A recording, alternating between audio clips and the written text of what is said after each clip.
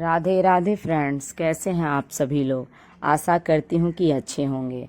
आज मैं आपको छठ व्रत कथा सुनाऊंगी।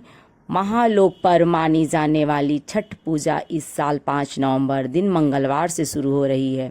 वहीं इसका समापन 8 नवंबर दिन शुक्रवार को होगा।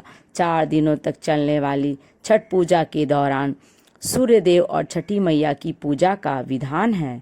जहां एक और छठ पूजा के दौरान महिलाएं संतान की उन्नति के लिए व्रत रखती हैं, तो वहीं दूसरी ओर छठ पूजा की व्रत कथा सुनना भी लाभदायक माना जाता है।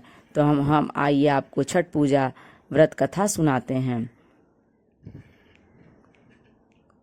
पुराणों के अनुसार राजा प्रियंवद नामक राजा राज करते थे। उनकी कोई भी संतान नहीं थी। तब महर्षि कश्यप ने पुत्र प्राप्ति के लिए राजा के यहाँ यज्ञ का आयोजन किया।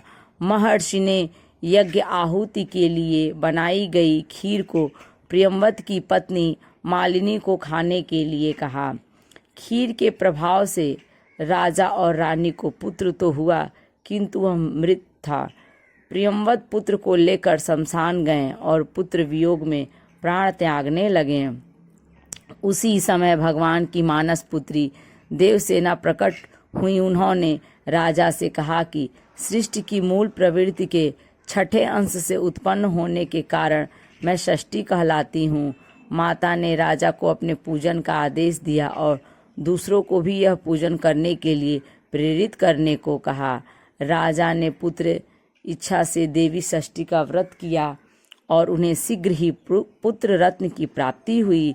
जिस दिन राजा ने यह व्रत किया था उस दिन कार्तिक शुक्ल षष्ठी तिथि थी। तभी से षष्ठी मैया के पूजे जाने की परंपरा आरंभ हुई। कर्ण ने भी की थी शुरुआत। महाभारत काल में कुंती पुत्र कर्ण को दानवीर माना जाता था।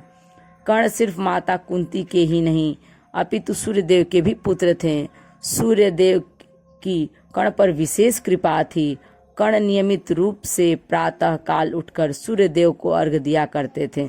तभी से एक पर्व के रूप में सूर्य अर्घ्य की परंपरा का आरंभ हुआ। इसके अलावा कुंती और द्रौपदी के भी व्रत रखने का उल्लेख ग्रंथों में मिलता है। ऐसा कहा जाता है कि द्रौपदी के छठ पूजा करने के बाद ही पांडवों को उनका हारा हुआ सारा राजपाट वापस मिल गया था। श्री राम और माता सीता ने भी किया था छठ व्रत। रामायण में भी छठ पूजा का वर्णन मिलता है। दरअसल भगवान राम सूर्यवंशी कुल के राजा थे और उनके आराध्य एवं कुल देवता सूर्यदेव ही थे।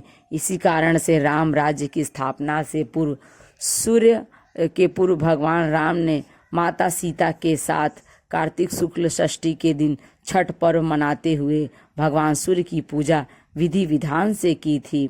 मार्कंडेय पुराण में भी इस बात का उल्लेख मिलता है कि छठी मैया प्रकृति की अधिष्ठात्री देवी हैं और इसके साथ ही भगवान सूर्य की बहन थीं। छठी मैया को संतान सुख, संतान की दीर्घायु और सौभाग्य प्रदान करने वाली माता माना गया है। जब बच्चे के जन्म के छठे दिन उनका छठी पूजन होता है तब इन्हीं माता का स्मरण किया जाता है। इनकी कृपा से न सिर्फ संतान को हर तरह की सुख सुविधा प्राप्त होती है, बल्कि उसके जीवन में आने वाले कष्टों का अपने आप ही निवारण हो जाता है। तो इस तरह से छठ पूजा व्रत कथा पूर्ण हुआ। यदि ये वीडियो आपको अच्छी लगी तो लाइक करें और यदि आप मेरे चैनल पर नए हैं तो इसे सब्सक्राइब करें।